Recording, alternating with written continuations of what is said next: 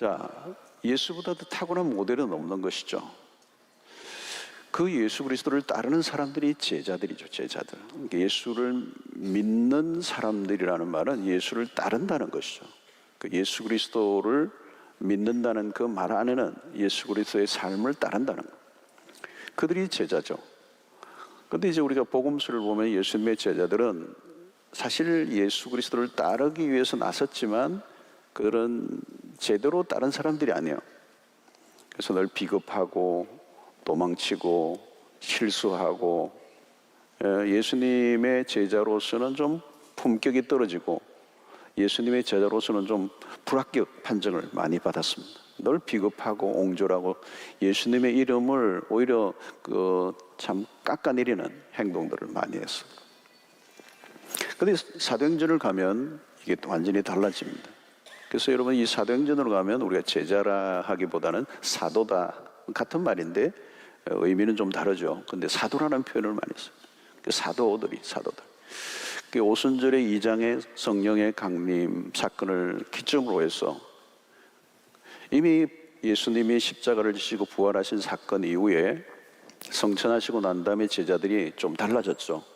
부활하신 예수를 봤기 때문에 도망을 치기도 했지만 예수님이 다시 다 규업을 시키고 그들에게 마지막 40일 동안 가르치시고 또 그들이 모여서 예루살렘을 떠나지 말고 기도에 힘쓰게 하고, 그때 그 말씀을 이제 알아들은 거예요. 그래서 열심히 기도하는 가운데 성령이 임하시고 권능이 임하고, 그러면서 이제 실제적으로 예수처럼 사는 모습을 보이기 시작한 게 사도행전입니다.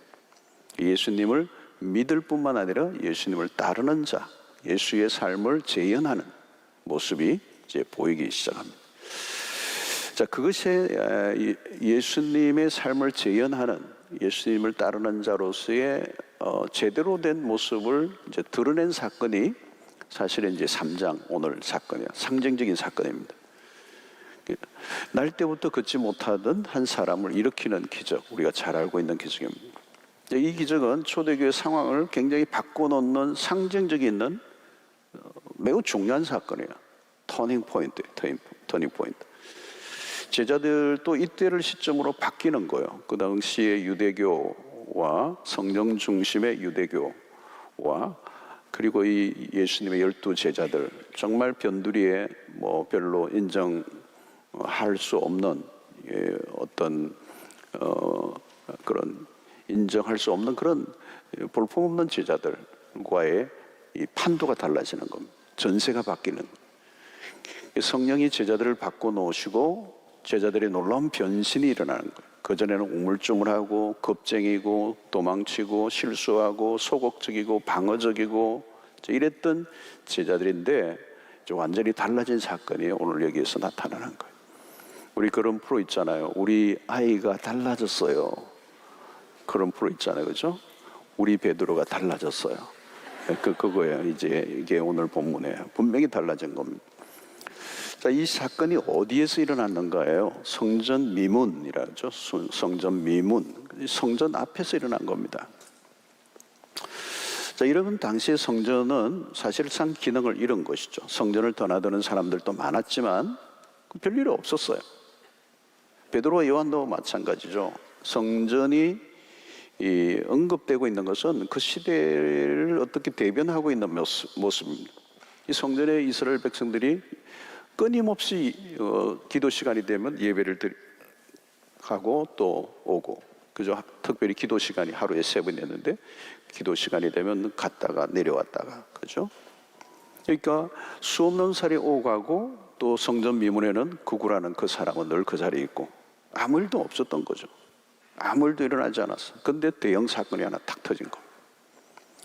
특별히 날 때부터 걷지 못한 사람이고, 이 사람이 40세 정도 된다고 그랬으니까 몇 세부터 이 성전 미문에 앉아서 구구를 했는지는 알지 못해요. 그렇지만 분명한 것은 상당한 세월 동안 이 성전 미문에 앉아서 구구를 했을 거라고요. 이게 이 사람도 상징적인 사람이에요. 상징적인 사람. 늘 지나가면 이 사람을 안 볼 수가 없어. 이 사람의 구구의 그 하는 모습을 늘 보고 때로는 동전을 주기도 하고 했던 그 하나의 그들의 일상이에요, 일상. 예배를 드리러 가는 사람은 예배를 드리러 가고 오고 가고 오고 가고, 또 이 사람은 구걸을 하고 아무 일도 일어나지 않았어요. 자, 그런데 누구를 통하여 지금 일어났느냐? 베드로와 요한을 통해서 역사가 일어난 거죠. 당시에 거대한 성전 안에서는 무슨 일이 일어나고 있는지를 아무도 알 수가 없어요. 그저 성전 안에서 많은 사람들이 모여서 제사를 지내고 하지만 희한하게도 성전 바깥에서는 그냥 그 사람이 무기력하게 동전을 구하면서 먹고 사는 사람이 구걸하는 사람이 있었던 거죠. 근데 오늘 어떤 일이 일어난 거죠? 그 성전의 안에서 어떤 역사가 일어난 게 아니고 성전 바깥에서 어떻게 보면은 예수를 따르는 무명의 사람에 의해서 이 사람이 일어나는 역사예요. 예. 이게 성전 시대는 막이 내리고 무명의, 사실 예수님의 제자들은 그 시대의 제도권의 사람들에 의하면 무명의 사람들. 근데 이 베드로와 요한이 예수의 이름으로 그 사람을 일으키는 역사가 일어난 것이죠. 이것은 새로운 시대가 왔다는 거예요. 예수의 이름 하나만으로 그 유대교의 어마어마한 화려한 성전, 그리고 그 수없는 제사장, 수없는 그 당시의 사람들이 할 수 없는 일을 두 사람이 예수의 이름으로 일으킨 것이죠. 이게 판도가 달라진 것입니다. 당시의 제사장들을 통해서가 아니고 얼마 전까지만 해도 두려워 떨며 도망을 치던 예수님의 제자들이 예수의 이름으로 선포할 때 이 날 때부터 걷지 못한 이 사람을 일으키는 기적이 일어난 것입니다. 이것은 이제 시대가 바뀌고 있고 어떤 일들이 지금 일어나고 있는가를 오늘 우리에게 보여주고 있는 것입니다. 오늘 여러분 1절에 먼저 보면 제9시 기도 시간에 베드로와 요한이 성전에 올라갈 때 그랬어요. 이 기도 시간이 제9시 기도 시간이라는 말은 정교적인 기도 시간이라는 거예요. 이 9시는 우리 시간으로는 오후 3시를 말합니다. 오후에 3시. 유대인들은 성전에서 규칙적으로 기도 생활을 했습니다. 여러분 복음서를 보면 제자들은 기도에 약했습니다. 여러분 우리 자주 보지만 예수님의 제자들은 기도 시간에 주로 졸아요. 대졸아요. 예. 주님께서 특별히 겟세마네 동산에서 기도하실 때 그들은 계속 졸아요. 그러니까 기도하시다 또 와서 예수님이 자꾸 깨우잖아요. 그죠? 우리 경상도 말로는 깨배예요. 깨까라. 자꾸 깨우는데 자꾸 자는 거예요. 또 자고 또 깨우면 또 자고. 졸고 조는 거예요, 여러분. 이게 기도에 약한 것입니다. 예, 너희들이 1시 동안도 기도할 수 없더냐? 어떻게 보면 아주 짧은 시간에도 기도하지 못한 것이죠. 기도에 약했어요. 근데 오순절 사건을 전후해서 기도의 태도가 달라져요. 여러분, 특별히 오늘 여기에서 기도를 시간에 이제 올라가는 이 모습. 기도는 늘 하는 것이지만 기도 시간을 정해놓고 하는 것은 참 좋은 것입니다. 우리 교회도 저녁 9시 기도회가 있고요. 아침에도 요즘은 이제 새벽에 2부, 3부만 하지만 1, 2, 3부도 있고 이렇게 이제 기도 시간이 정해져 있습니다. 그러니까 시간과 장소를 정해놓고 기도하는 건 중요한 것입니다. 아무 곳에서나 기도할 수 있어. 그러나 시간과 장소를 정해놓고 기도하면 더 좋아요. 자, 이것이 규칙적이어야 된다는 규칙적인 것이죠. 이건 굉장히 좋은 틀입니다. 그죠? 틀. 어떤 하나의 시스템을 갖고 있는 것입니다. 나는 시간이 나면 기도해. 그러면 기도를 안 할 가능성이 많아요. 규칙적으로 꾸준히 기도해야 됩니다. 자, 하나님의 사람들의 특징이 무엇인가 하면은 가장 중요한 것은 지속적인 기도 생활입니다. 지속적인 기도 생활. 신앙생활의 기본기가 딱 잡혀 있는 사람의 특징이 뭐냐? 기본기가 있는 사람. 지속적으로 기도하는 사람. 바울은 쉬지 말고 기도하라고 했습니다. 쉬지 말고. 근데 누가 쉬지 말고 기도할 수가 있을까요? 규칙적으로 기도하는 사람입니다. 여러분 여기에서 기억나는 인물은 구약의 다니엘이죠. 그냥 기도한 사람이 아니에요. 그죠? 굉장히 규칙적인 생활을 했어요. 시간과 장소를 정해놓고. 그래서 다니엘서 6장을 보면 윗방에 올라가 예루살렘으로 창문을 열고 이 규칙이 있었던 거죠. 규칙. 윗방으로, 아마 다락방인지 올라가서 예루살렘을 향해서 문을 열고 전에 하던 대로, 그죠? 지속적인 거예요. 전에 하던 대로 하루 3번씩 무릎을 꿇고 기도했다. 자, 여러분, 전에 하던 대로, 여기에 비밀이 있습니다. 다니엘의 인생의 비밀은 전에 하던 대로 하루 3번씩. 이거 어려운 겁니다, 여러분. 어려운 겁니다. 하루 3번씩 규칙적으로 자기가 정해진 시간에, 정해진 장소에 가서 기도하는 거예요. 이게 대가를 지불해야 되는 겁니다. 대가를 지불해. 그러니까 다니엘은 기도의 틀이 몸에 익어 있었던 것이죠. 정한 시간에, 여러분 뭘 하다가요, 뭐 별일이 다 일어나잖아요. 근데 내가 9시에 기도하겠다, 시간을, 반드시 그 시간을 정해놓으면 거기에 맞추려고 하면 쉽지가 않아요, 여러분. 그죠? 그리고 장소도 거기에 가서 기도하는. 이 장소, 공간, 시간, 이게 중요한 거죠. 유대인의 이 전통도 중요한 것입니다. 기도하는 시간을 정해놓고 그 시간에 어디 가요? 성전에 가서. 그리고 정한 시간에 기도하는. 자, 이게 굉장히 중요한 것을 우리 예수님에게도 발견할 수가 있습니다. 예수님이 어때요? 예수님의 기도는 습관을 쫓아라는 단어예요. 그죠? 습관을 쫓아.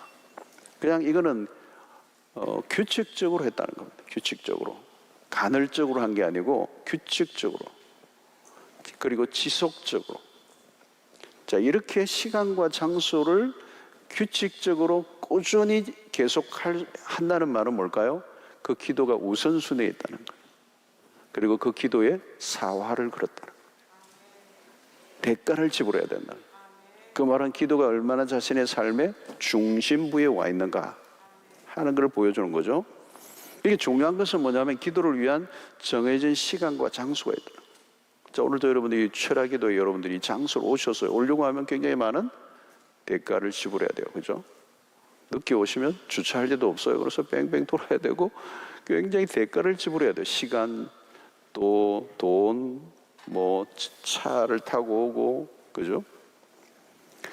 자, 여러분, 하나님의 사람들의 공통점이 있는데 그냥 기도했다가 아닙니다. 지속적으로, 그죠? 프라이어리티를 정하고. 자, 그렇게 하다 보면 어떻게 되죠? 그게 체질이 되는 거예요. 체질이 참 중요합니다.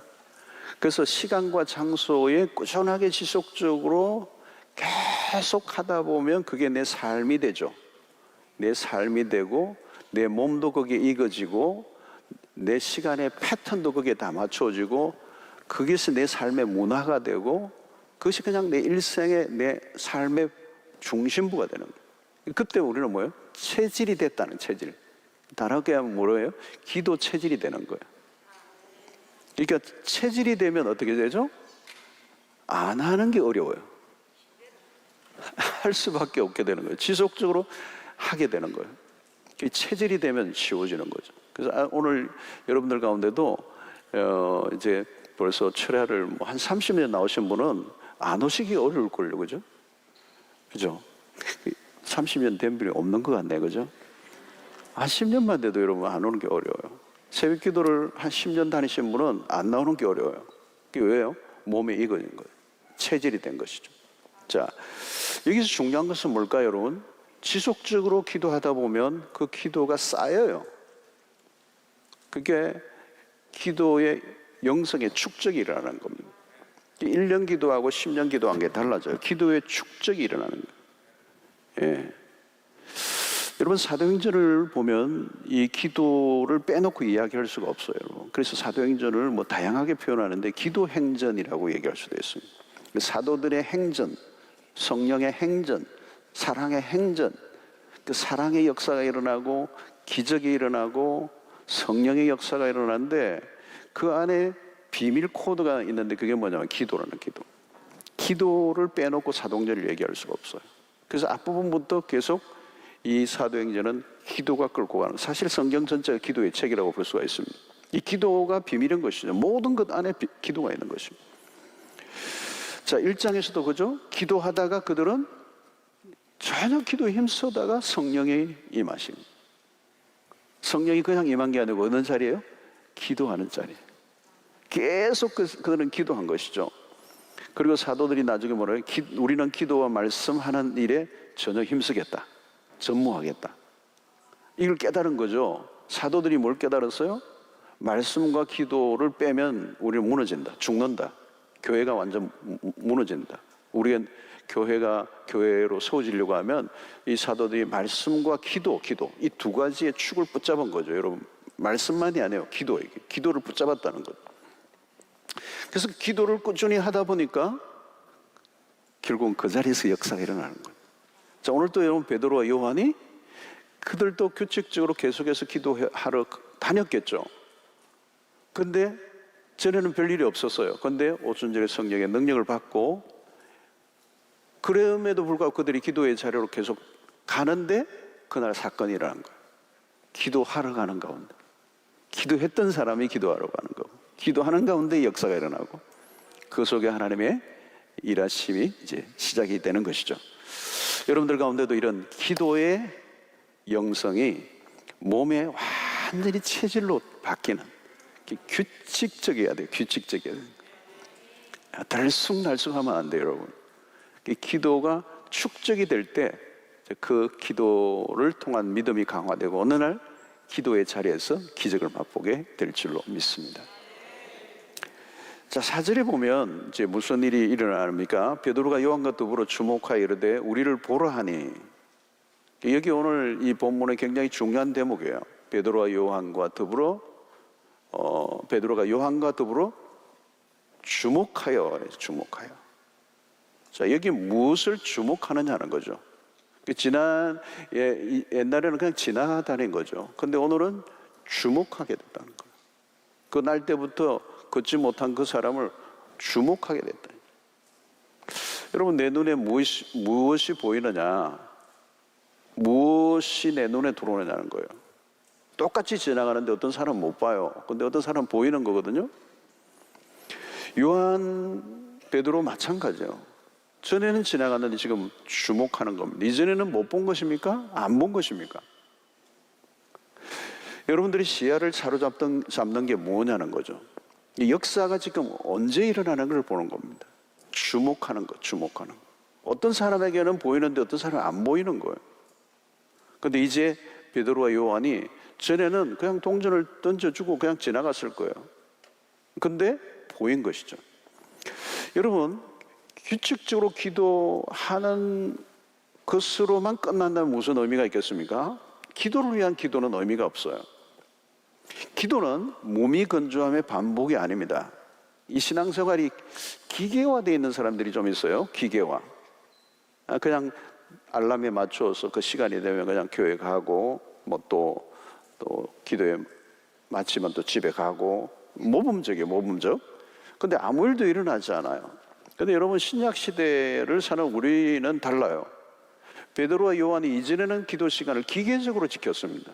근데 이제 달라졌어요. 그냥 오락가락하지 않는다는 거예요. 기도가 쌓여지면서 기도의 내공이 달라지고, 기도의 세월 만큼이나 그 안에 굉장히 가공할 만한 잠적을 갖고 있는 거예요. 특별히 오순절의 성령 강림을 통하여 그동안에 쌓였던 기도의 축적과 함께 그들 안에 믿음의 발화가 일어나는 거예요. 그러면서 그 날 때부터 걷지 못한 사람을 보는, 그래서 그 안에 믿음의 강한 작용이 일어나고 그에게 선포하는 일들이 일어나게 돼요. 여러분, 오늘 우리가 믿음의 사람들이 지나가는 자리는요, 뭔가 이 사건이 일어나야 돼요. 여러분, 우리는 영적 스토리텔러가 돼야 돼요. 우리가 지나가고 바라보게 하시는 그 일들 속에는 하나님의 어떤 주권적인 역사가 일어나면서 하나님의 어떤 일을 행하기를 원하십니다. 우리를 주목하게 한다는 것은 그냥 이게 예사로운 일이 아니에요.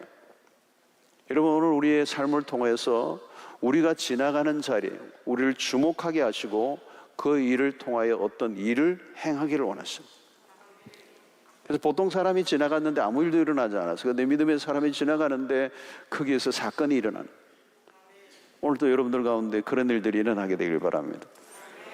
예. 여러분, 바울도 그렇잖아요. 그냥 지나가지 않았어요. 그 지나가는 곳에 하나님이 만나게 하시는 사람들이 있고요, 그들을 통하여 조합이 일어나면서 교회가 세우고, 그래서 바울이 지나간 자리는 교회가 세워지고, 바울은 그냥 글을 쓴 게 아니에요. 그냥 글을 쓰면 그게 신약 성경이 돼버렸어요. 베드로가 요한으로 더불어 주목했다는 것은 무엇을 의미합니까? 그 안에는 영적인 민감성이 일어난 것입니다. 성령의 충만은 베드로와 요한의 기도를 바꿔 놓았고 그들 안에 영적인 어떤 민감성이 일어나게 한 것입니다.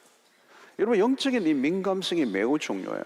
성령은 우리의 영성과 지성과 감성, 우리의 지각, 우리의 감성, 우리의 영성을 활짝 열어주세요. 성령이 역사하시면 우리의 오감이 살아나요. 타락한 상태에 있으면요, 오감이 죽어버려요. 센스가 다 죽어버려요. 센스 기능이 다 죽어버리는 거예요. 뭐만 남아있어요? 말초신경적인 동물적인 감각만 남아있는 거예요. 그죠? 그렇게 죄 짓는 것만 남아있고요, 죄 짓는 일에 그 쾌락을 추구하는 말초신경적인 것만 남아있고 다른 건 다 죽어 있는 거예요. 다른 기능이 다 죽어 있어요. 멍하거나 맹하거나 둘 중 하나예요. 근데 여러분, 성령이 임하시면 무슨 일이 일어나는 것입니까? 영 안이 열리는 거예요. 센스가 일어나면 모든 게 다 열려요. 지각도 열려요. 그래서 성령이 임하시면 공부도 잘하게 될 수밖에 없어요. 나 부담 안 주려고 그러는데. 그러니까 내가 보는 게 아니에요. 내가 보는 게 아니라 성령이 보게 하시는 거예요. 이 주목한다는 말은 어떻게 보면 성령이 그들의 시선을 끌어당기시는 거죠. 볼 수밖에 없지 않아요. 보여주시는 거예요. 보여주시는 거예요.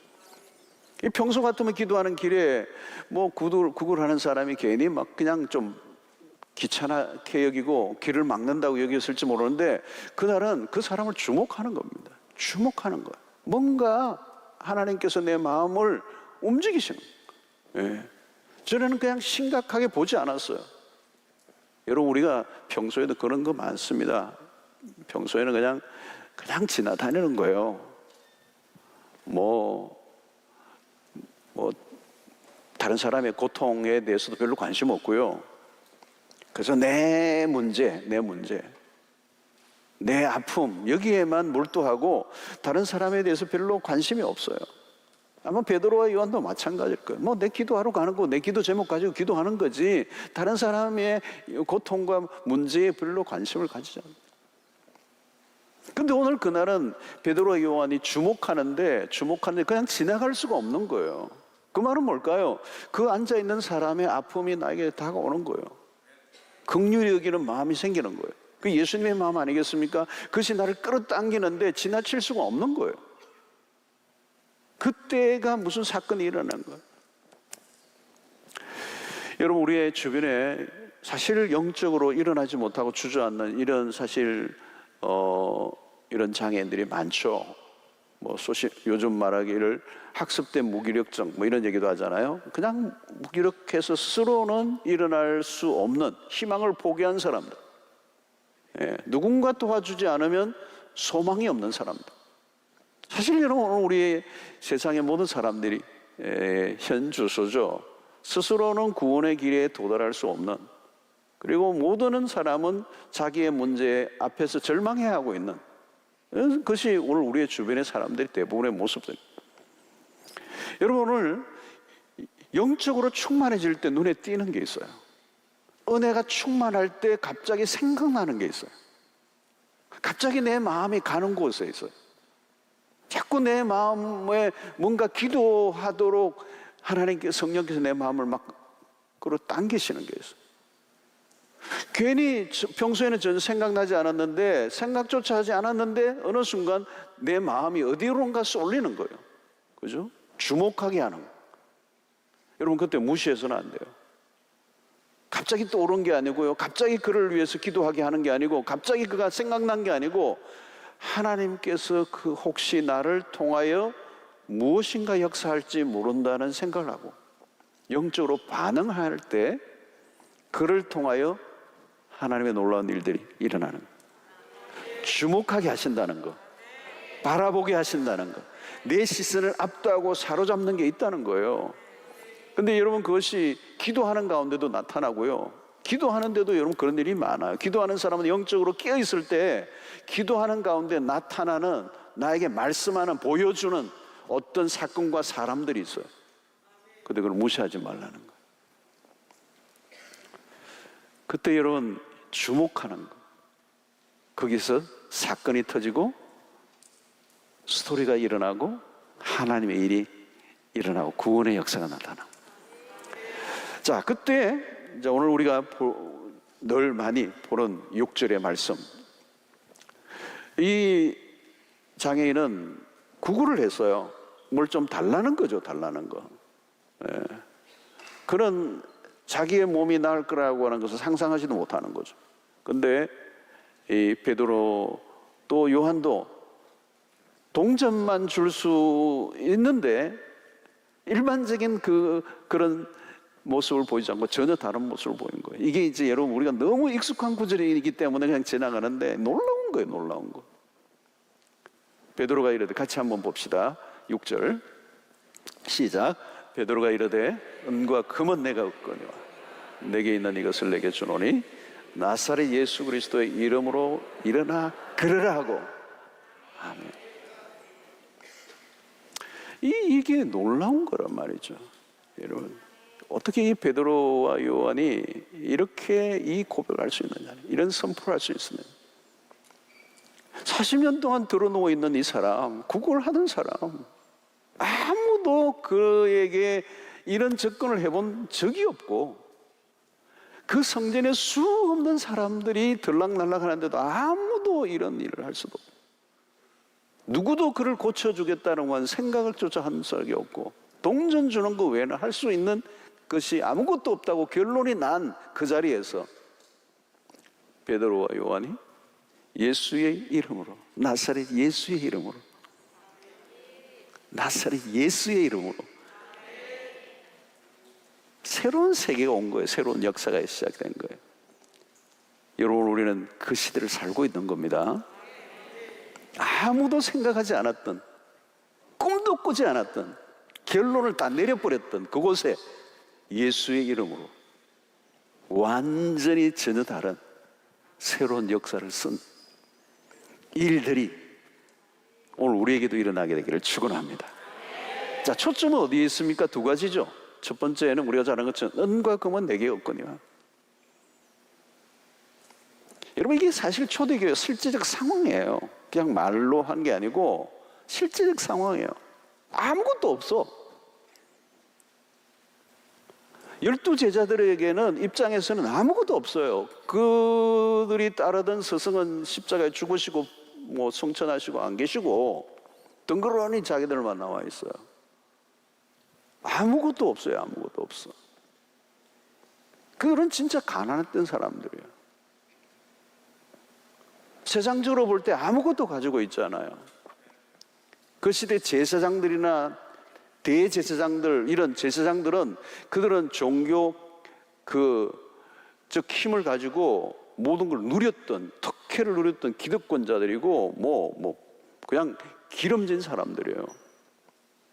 근데 제자들은 아무것도 없어요. 의지할 것도 없어요. 내세울 것도 없고 자랑할 것도 없고 아무것도 없어. 아무것도 없어. 오늘 이 밤에 아무것도 의지할 것 없는 분, 놀라운 애, 놀라운 애.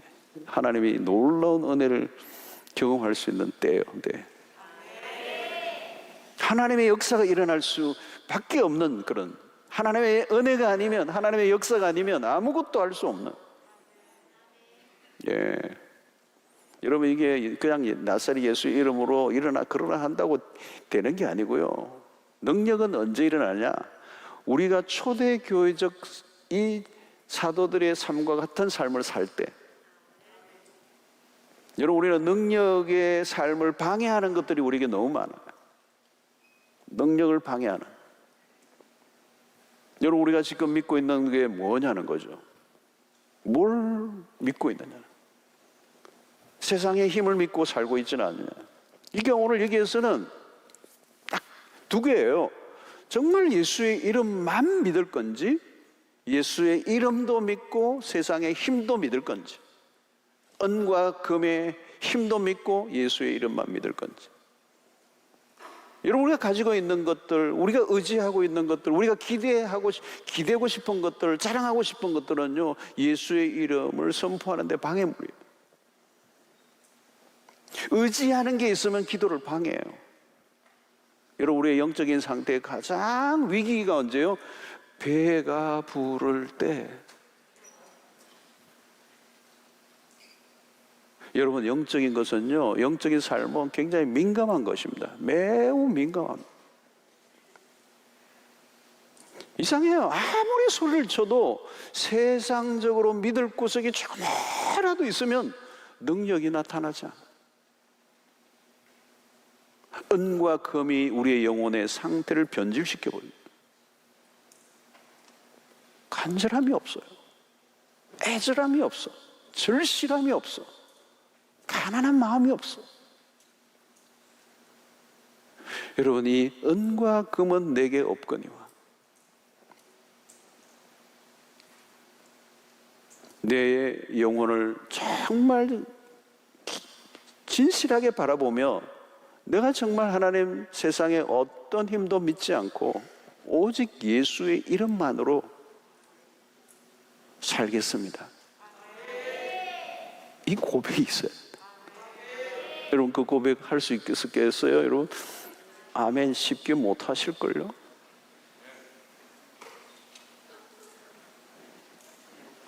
어려운 거예요.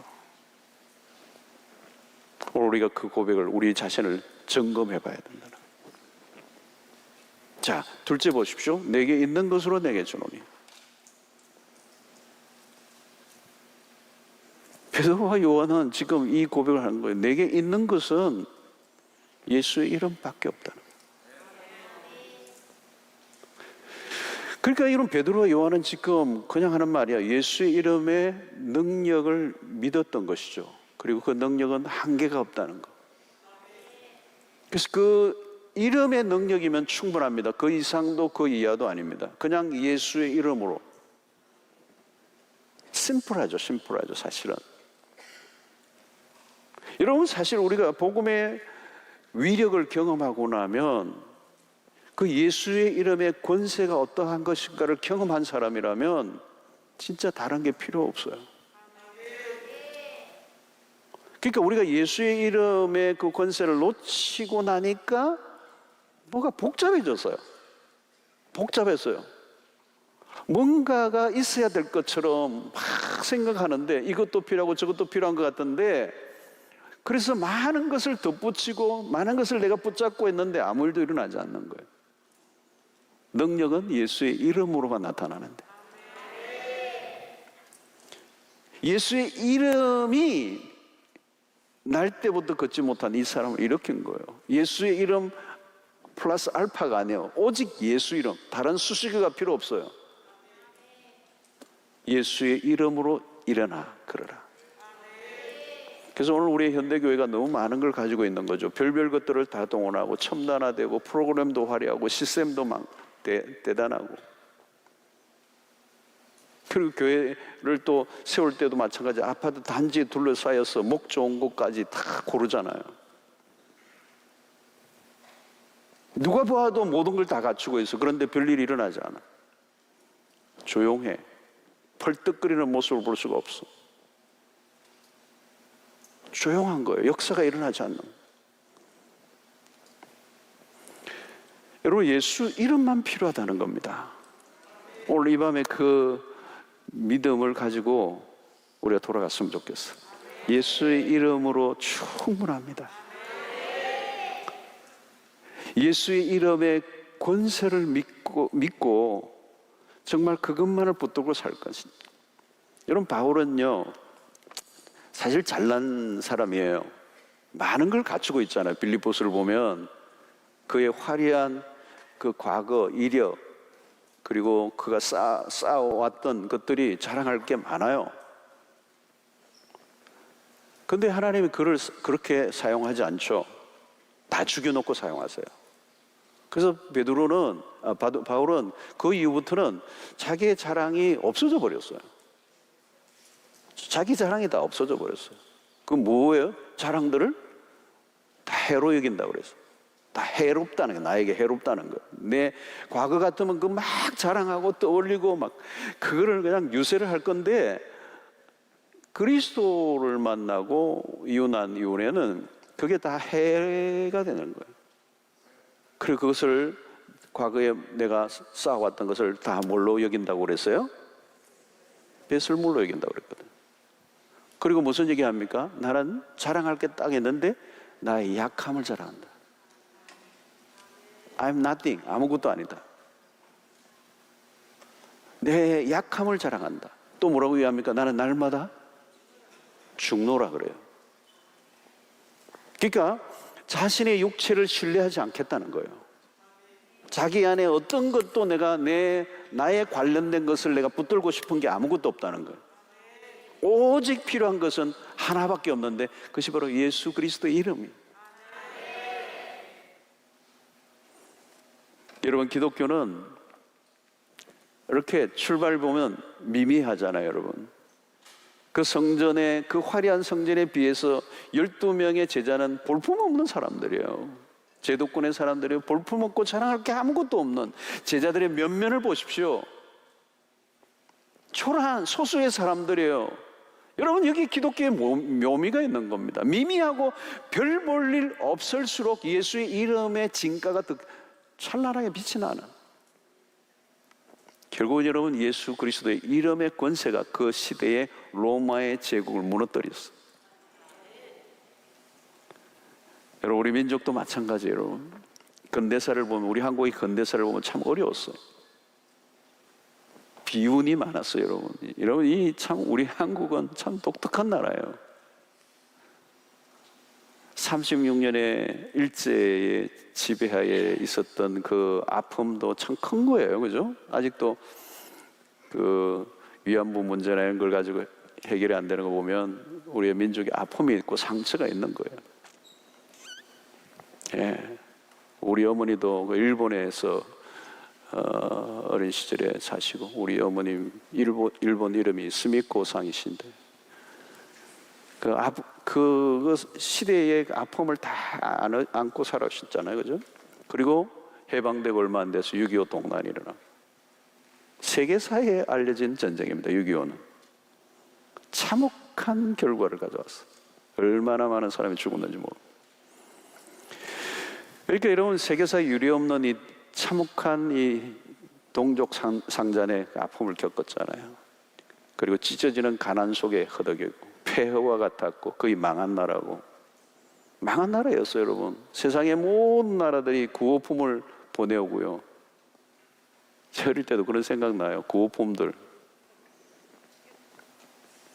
이런 월드비전이나 컴패션 같은 이런 단체들은요, 한국을 돕기 위해서 만들어진 국제 구호단체. 지금은 우리가 이제 그 단체를 통해 세계를 돕죠. 이런 경우가 없대요. 그야말로 우리는 거지 나라였어요. 그러나 하나님은 이 땅을 사랑하시고 130여 년 전에 선교사들에 의하여 이 땅에 복음이 들어오게 하고, 신기하게도 일본 땅에 훨씬 더 많은 선교사들이 들어가고 훨씬 더 많은 선교의 제물이 되고 했지만 일본은 여전히 복음화가 되지 않죠. 굉장히 지금도 소수의 그리스도인들만 있어요. 그런데 한국 땅에는 희한하게 복음이 들어오고, 그리고 그 들어왔던 선교사들이 굉장히 퀄리티 있는, 그리고 미국의 부흥의 끝물에 그 영향을 받았던 아주 엘리트 중에 엘리트들이 자신의 삶을 드리고 이 한국 땅에, 그 당시만 해도 정말 은둔의 나라예요. 은둔의 나라, 은좌의 나라로 해요. 감춰진 나라예요. 이 땅에 복음이 밀고 들어오고, 들어올 때도 보면 막 기이하고 놀란 일들이 많아요. 한국 땅은 먼저 우리 중국 쪽에서 먼저 우리말로 성경이 번역돼서 성경이 먼저 들어온 나라예요. 놀라운 일들이 막 일어나는. 그리고 1903년에 원산의 기도 운동을 중심으로 해서 1907년에 평양에 대부흥이 일어나고, 여러분 1907년에 평양에 일어났던 이 부흥 사건은 뭐 우리 교회사에 알려져 있는 거지만 정말 부흥이에요, 부흥. 그냥 술집이 문을 닫는 역사. 그러니까 교회 안에서 교인이 많아졌다는 이게 아니에요. 사회 전체까지도 영향을 줘요. 막 그냥 회개의 역사가 그냥 하고 온 사람들이 그냥 자기의 죄를 막 고백하고 모든 가게들이 문을 다 닫고 그냥 막 도시 전체를 휩쓸어 버렸어요, 복음으로. 여러분, 한국 교회는 세계사에 기록될 만큼 빠르게 성장을 거듭하고요. 1973년도 여의도에서는 200만이 모여서 집회를 하고 비가 쏟아지는데도 수없는 사람들이 선교사를 헌신하고 그 헌신에 결단했던 사람들이 지금 온 세계 선교에 흩어지고 지금 돌아오고 있는데, 엑스폴로나 이런 대형 집회들을 할 때 어마어마 모일 때마다 우리의 민족의 소망은 오직 예수에게만 있다고. 사실 예수 외에는 답이 없던 민족이었어요. 답이 없었던 민족이에요, 여러분. 이게 지금 이런 놀라운 우리 한국의 변화는 답이 없던 이 민족 가운데 예수가 오직 유일한 소망이라는 사실. 한국교회가 불같이 일어났고요. 교회만 세우면 개척만 하면 사람들이 몰려들고, 예수의 이름으로 십자가를 달면 그곳에 복음의 역사가 나타나고 기적이 나타나고, 정말 날 때부터 걷지 못하던 자가 일어났던 것과 같은 우리의 민족이 그랬어요. 우리의 민족이 40년 동안 꼼짝도 못하고 그냥 누워있는, 서지 못하는, 스스로는 아무것도 할 수 없는 것과 같은 그런 이 사람이 성전 미문에 앉아있는 이 사람이 우리 민족의 모습이었어요. 지금 우리 이제 6.25 70여 년이 지나고 전쟁 70여 년이 지나고 있어요. 여전히 이 동토의 땅으로 남아있는 이 땅 가운데 지금 이번 주간 다음 주간에 통일 선교 중을 합니다. 결국 이 통일도 예수의 이름으로, 예수의 이름으로만 가능한, 예수의 이름으로 정말 앉아있던, 주저앉아있던 우리의 민족을 일으키셨던 거죠. 기적이 일어나고 경제적 성장은 뭐 세계가 놀랄 정도로는 모든 것은 하나님의 은혜였어요. 우리가 잘나서가 아니에요, 여러분. 예수의 이름이 우리의 민족을 일으키신 거예요. 그런데 어느 순간부터 은과 금 때문에 예수의 이름의 권세를 잃어버린, 은과 금 때문에 이 물질주의가 밀고 들어왔어. 그래서 우리는 이제 은과 금은 내게 없거니와 내게 있는 것으로 이 말을 할 수가 없는, 근과 음과 나사렛 예수 이름을 바꿔버린. 그래서 외형은 화려해졌는데 예수 이름의 능력을 잃어버린, 예수의 이름만 죽기 살기로 붙잡지 못하면 교회는 능력을 잃어버립니다. 영적 무기력증에 빠져버립니다. 하나님보다 하나님이 주신 것에 빠져버린, 은과 금이 우상이 되어버리고 예수의 이름의 권세를 붙잡지 않아. 이 영적 무기력증을 청산해야 돼. 우리는 무엇이든지 돈으로 하려고 할 때가 많아요. 돈으로. 그러면 아니에요. 아무것도 없어도 돼요. 건물도 없어도 돼요. 조직 없어도 돼요. 실력 있고 세상에 힘 있는, 돈 있는 사람이 아무도 없어도 돼요. 예수의 이름의 능력이 모든 것을 가능케 하는 유일한 길이라, 유일한 길이라. 예수의 이름 외에 의지하고 있는 것이 있다면 이 밤에 물리쳐야 돼, 물리쳐야 돼. 내 마음 안의 우상을 물리쳐야 되는, 물리쳐야 돼. 영과 금은 내게 없거니와 내가 예수 그리스도의 이름으로 일어나 걸으라고 하는 이 담대함이 내 안에 일어날 수 있어야 돼요. 은과 금은 우리의 믿음을 빼앗아가고 하나님 예수 그리스도의 유일한 그 소망 되심을 인정하지 않고 그 은과 금을 의지하는 마음이 우리에게 파고드는 순간 우리는 능력을 잃어버립니다. 사랑하는 성도 여러분, 예수의 이름으로 일어나 걸어라. 이건 뭘까요? 선포예요. 선포. 선포예요. 선포란 무엇입니까? 입안에서 중을 그리는 게 아니에요, 여러분. 입이 열리는 것이죠. 선포는 딴 게 아닙니다. 총을 들고 있는 게 아니라 총알이 나가는 거예요. 나가는 거. 여러분, 총을 가지고 있으면 뭐예요? 총알 장전해도 쏘아서 발화가 돼야 되죠. 포문을 열고 대포를 쏘는 것과 마찬가지. 예수의 이름으로 일어나 걸어라. 그 시대에 아무도 상상하지 못했던 그 역사를 이제 구체적으로 입술을 통하여 예수의 그 권능이 드러나게 하는 그 일은 그 마치 그 시대에 대포를 쏘는 것과 마찬가지. 여러분, 선포하는 사람들은 믿음으로 선포하는 거예요. 믿음으로. 확신에 찬 선포. 선포할 때 하늘의 권세가 임하는 거죠. 모든 걸 바꾸어 놓는, 일어나 걸어라 라고 하는. 여러분, 40년 동안 꼼짝도 하지 않았던 이 다리에 힘이 들어가.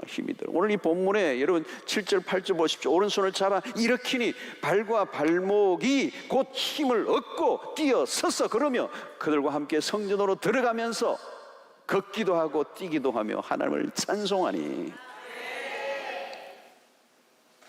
예수의 이름으로 선포할 때 그 능력이, 예수의 능력이 죽었던 신경세포들이 살아나게 하고 관절에 힘이 생기게 하고 발목과 발과 발가락 하나하나에 생기가 돋게 하는 역사가 있는, 벌떡 일어나 그냥 걷기도 하고 뛰기도 하는 역사입니다. 사랑하는 성도 여러분, 오늘 우리에게 우리의 삶의 모든 오그라지고 굳어있고 죽어있고 생기가 없고 활력이 없고 그냥 무기력하게 주저앉아 있는 모든 영역을 향하여 예수의 이름으로 선포하는 역사가 일어나게 되기를 축원합니다. 그때 재창조의 역사가 일어나는, 이제 기도만 하지 말고 선포를 하십시오. 선포는 믿음으로 하는 거예요. 우물쭈물하면 하는 선포가 아니라 담대하게 선포의 능력이 있어요. 여러분, 기도하는 사람들이 그 기도가 축적될 때 내 마음속에 강한 확신이 밀려올 때가 있습니다. 그때 여러분 선포하고 싶어지는 거예요. 선포하고 싶어지는 거예요. 예수의 이름의 능력을 의지하고 선포할 때 무한한 잠재리, 지금까지 꼼짝하지 않았던 것들이 움직이기 시작하는 역사가 아닙니다. 여러분, 베드로와 요한을 상상해 보세요. 예수의 이름을 선포할 때 그 사람이 일어나 뛰는 걸 볼 때 어떤 마음이 들었을까요, 여러분? 저는 이 요한과 베드로가 벌떡 일어나는 순간이라고 생각해요.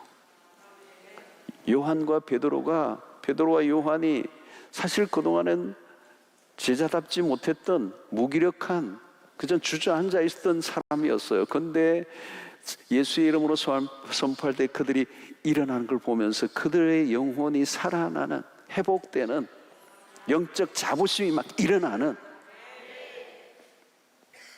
여러분, 당시 성전에는 아무 일도 일어나지 않았어요. 그런데 예수의 이름으로 선포하니까 역사가 일어난 겁니다. 예수의 이름의 능력이 새로운 역사를 쓴다는 거죠. 예수의 이름의 권세가 나타날 때 하나님의 나라가 임하게 되는 거, 어둠이 물러나고 귀신이 떠나가고 죽은 자가 살아나고 병든 자들이 치유함을 얻는 역사가, 예수의 이름에 권세가 있습니다. 그 권세의 맛을 본 사람은 압니다. 예수의 이름만으로 충분하다는 사실을. 여러분, 언제 신자 노릇을 하는 겁니까? 여러분, 언제 우리가 신자 노릇을 하는 거예요? 여러분, 교회만 왔다 갔다 한다고 신자 노릇 아니에요. 여러분, 예수의 이름의 권세를 드러낼 때 그때 신자예요. 진짜 예수의 이름으로 죽은 자를, 주저앉아 있는 사람을 이렇게 세우는 이 일이 우리의 신자의 역할이에요. 여러분, 오늘 세상의 모든 사람은 주저앉아 있는 사람들이에요. 오그라들어서 그냥 스스로는 아무것도 할 수 없는, 소망이 없는 상태의 사람들입니다. 우리 주변에 있는 사람들. 나를 좀 일으켜달라고 절규하는데 우리는 그걸 지나치고 다니고 있는 거예요. 여러분, 예수의 이름에 권세가 없어 우리는 그냥 허풍쟁이입니다. 아무 말 잔치는 하는 사람들이요, 말의 능력이 없는 것이죠. 세상 사람들이 우리를 조롱하는 거예요. 성도 여러분, 지금 우리에게 필요한 것은 예수의 이름이에요. 예수의 이름. 사람이 몇 명 모이든지 상관없어요. 예수의 이름의 권세를 믿고 담대하게 그 이름을 선포할 때 그 능력이 나타나는 것을 구체적으로 경험하는 사람들이 오늘 우리에게 필요한 거예요. 여러분, 요즘과 같은 때는 참 좋은 때 같아요. 제가 보기에는 얼마나 여러분 이 코로나19가 길어지면서 정말 드러누워 있는 사람들이 얼마나 많습니까? 못 일어나요. 못 일어나. 우울증이 뭐예요, 여러분? 드러누워 있는 게예요. 드러누워 있는 거. 못 일어나요. 그들을 일어나게 하고 일어나게 할 뿐만 아니라 춤을 추게 만들 수 있는 것이 무엇으로 가능할까요, 여러분? 예수의 이름만이, 예수의 이름만이 소망이라고 말해줄 수 있어야 돼요. 주저앉는 인생들이 얼마나 우리의 주변에 많습니까? 우리가 지금 그들을 주목해야 돼요. 그들에게 나아가야 돼요. 그리고 그들에게 예수의 이름을 선포하는 것입니다. 여러분, 신약의 교회는 조용하지 않아요. 조용하지 않아요. 여러분, 사도행전의 교회를 보면 조용하지 않아요. 신약의 교회는 조용하지 않아요. 제가 이 철야에 사도행전을 좀 가져오려고 그래요. 사도행전을 좀 우리가 봐야 돼요. 꿈틀거려. 이 사도행전의 교회는 막 꿈틀거려. 웨이브를 막 치는 거예요. 바람이 막 부는 거예요. 무브먼트가 일어나는 겁니다. 그래서 오순절의 성령의 강림 사건이 바람처럼 불처럼 그런 거예요. 바람처럼 불처럼 굉장히 다이나믹한, 역동적인, 꿈틀거리는, 우리만의 잔치로 끝나지 않는, 그냥 왔다 갔다 규칙적으로 기계적으로 교회만 왔다 갔다 하는 것이 아니라 강력한 사건은 일어나는, 우리가 지나가는 자리에 사건이 터지는 거예요. 예수의 이름의 능력이 나타나는 거예요. 그래서 세상에 충격을 주는 거예요. 여러분들을 통하여 여러분들이 있는 곳곳에서 예수의 이름의 능력의 진가를 드러내는 믿음의 백성들 되시기를 주의 이름으로 축원합니다. 기도하고 믿고 선포하는 거예요. 우리를 주목하게 하는 곳에 나아가 우리의 믿음의 강한 확신을 가지고 은과 금은 내게 없거니와 내게 있는 것으로 내게 주노니 곧 나사렛 예수의 이름으로 일어나 걸어라. 이 선포의 능력을 믿고 선포하시고 또 선포할 때 예수의 능력이 얼마나 놀라운가를 경험하고 그것을 통하여 하나님의 나라가 확장되는 일에 쓰임받는, 구원의 역사가 날마다 나타나는 일에 쓰임받는 여러분들 되시기를 축원합니다. 여러분들 안에 먼저 선포하시기를 바랍니다. 나를 향하여 예수의 이름으로 오그라들고 두렵고 그냥 움츠러 있는 영혼아 일어날지어다.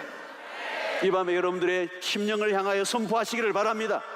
우울증으로 답답하여 있고 염려와 근심에 있다면 나를 향하여 일어나 걸어라, 뛰어라 선포하시기를 바라고, 여러분들의 가족들에게 선포하시기를 바라고, 여러분들의 직장을 향하여 선포하시기를 바라고, 이 민족 그리고 이 북한 땅 어둠에 시달리는 그 고통받는 저 땅을 향하여 일어날지어다 선포할 때 하나님이 살리는 역사가 일어나게 될 줄로 믿습니다. 여러분, 병든 자들을 향하여 선포하시기를 바랍니다. 믿음으로 선포하시기를 바랍니다. 예수 그리스도를 외에 믿고 있는 어떤 것도 내 안에 우상으로 자리 잡지 않게 하고 다 우상을 제거하고 선명하게 심플하게 예수 이름으로, 예수 이름으로 우리 민족이 사는 것, 우리의 삶이 사는 것 하나밖에 없습니다. 다른 게 더 주어져야 사는 게 아니고 예수의 이름만으로 충분하다는 사실을 믿고 그 이름을 날마다 경험하시기를 바라고 선포하시기를 바라고 일어나는 걸 보시기를 바라고 하나님께 영광을 돌리시기를 주의 이름으로 축원합니다. 지나가는 곳곳마다 사건이 터지기를 바랍니다. 주목하게 하시는 것을 주목하시기를 바랍니다.